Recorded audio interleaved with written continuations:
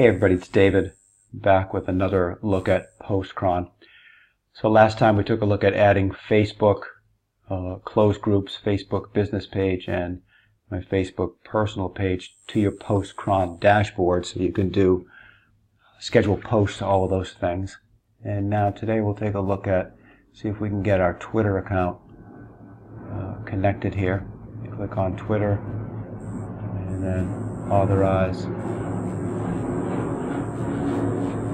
And there we go. I'm going to click on my Twitter account there. And that should add that to my Postcron dashboard right there. Great. We can try a couple more. We can try the Google+. If you have a Google+ page, go here and click Allow. And it will think for a minute, and I've got two, so Sharing Yoga Conquered, David Green. I'm going to add both of those in here. And then we've got both of the Google accounts added into the dashboard here. We'll try one more. We'll try an Instagram account. Go to Profile, account name.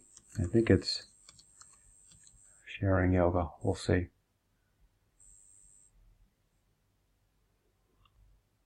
Great, so now we've got the Instagram account here.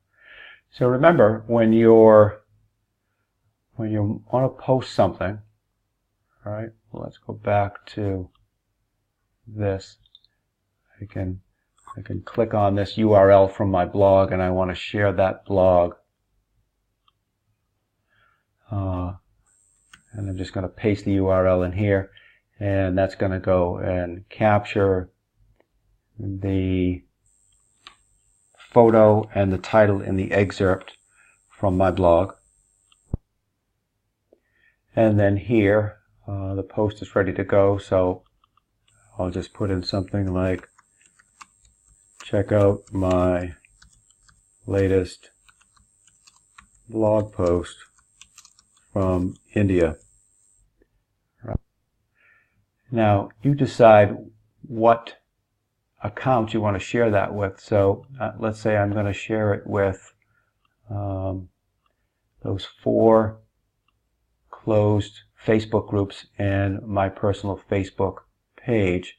And you go here, you click schedule, you pick a date that you want, you hit done, and those posts are all scheduled. You can look down, if you scroll down below here, you can see that they're scheduled there. Good. So that's it for today. Next time, I know I promised this last time, but next time I really mean it, we'll take a look at the content gallery and all the wonderful things that the content gallery can do. See you next time.